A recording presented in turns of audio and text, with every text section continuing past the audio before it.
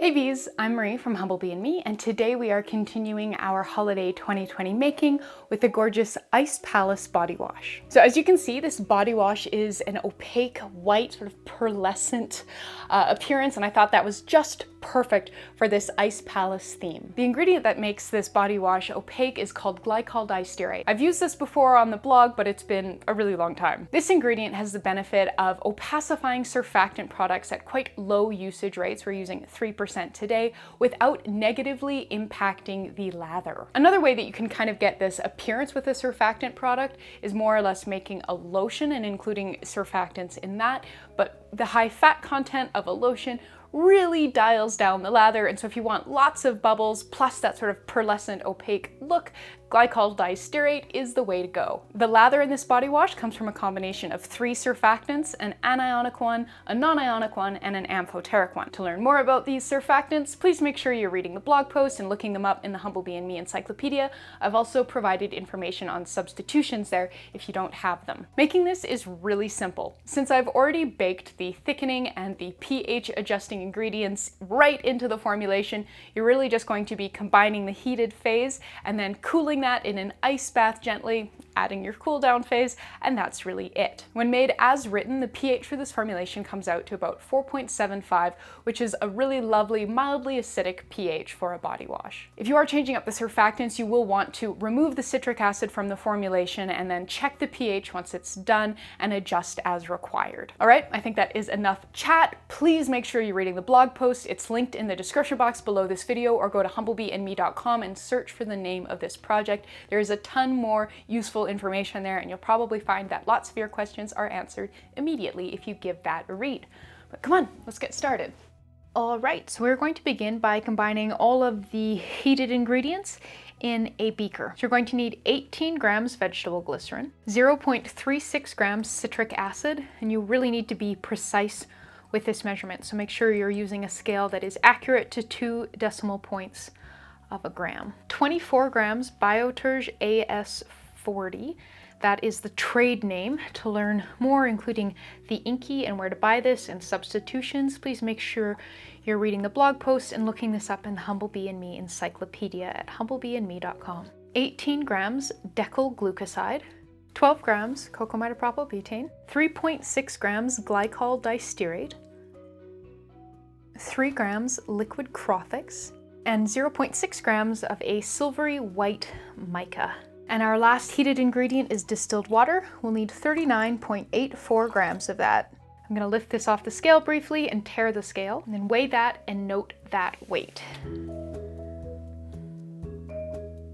To heat everything through, I'm going to use a water bath. So this is a small saucepan that has about 1 inch of water in the bottom of it, or about 3 centimeters. So I'm just gonna pop this in here and go put this on the stovetop over medium heat to heat everything through.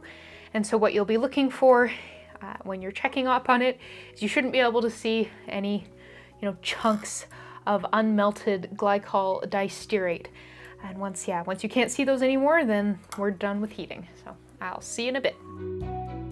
Once everything has heated through and melted, you can remove your water bath from the heat and remove your beaker from the water bath. We'll just dry that off. Take the whisk out since it wasn't in our original weight measurement, and then use some distilled water to top this back up to where it was before we heated it.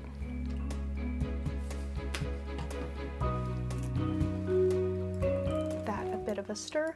You do want to be relatively restrained with your stirring so you don't whip up a bunch of lather. So to cool this, I'm going to use an ice bath. So this here is a bowl where I froze about 1 inch of water on the bottom of it. Just honestly lives in my freezer like that, kind of ready for me whenever I need it.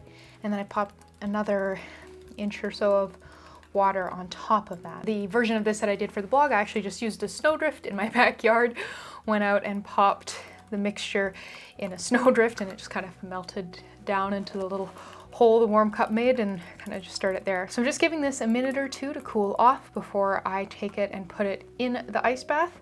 Of course, this is really quite hot and this is really quite cold.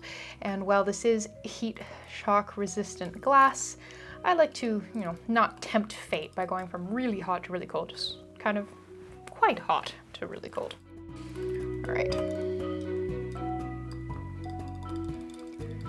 So we're just going to gently stir this until it is nice and viscous and cool.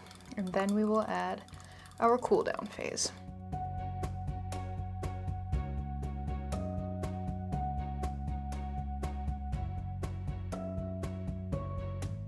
Once the mixture has noticeably gained viscosity, you'll get a fairly noticeable sort of trace effect there when you drizzle it over the surface.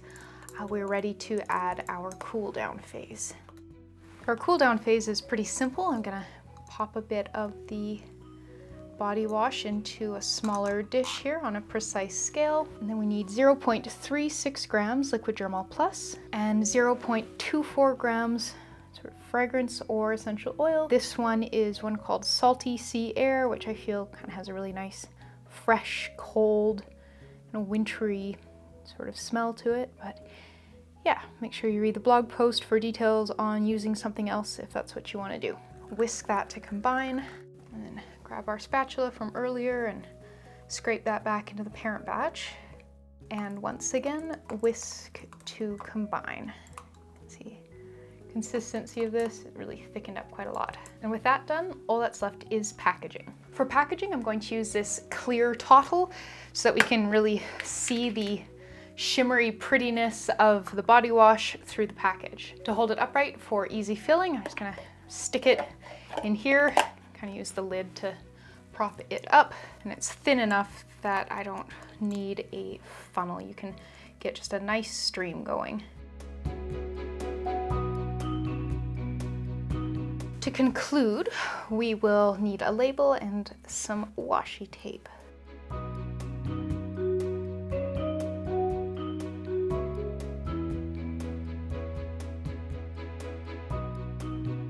For a bit of a lather demo, I'm gonna pour a bit of water into the beaker with the leftover body wash, and then we'll grab a little milk frother here and work up some bubbles. You can see there, it's this really lovely lather, tiny little bubbles, very rich feeling, and just really goes and goes and goes, especially on a loofah in the shower. And there we go. So we just made a really lovely Ice Palace body wash. For more information, please make sure you are reading the full partner blog post, which is linked in the description box below. There you'll find a lot more information about this formulation, including information on substitutions, scaling, shelf life, where to buy ingredients, and a whole lot more. So thank you so much, and I'll see you next time.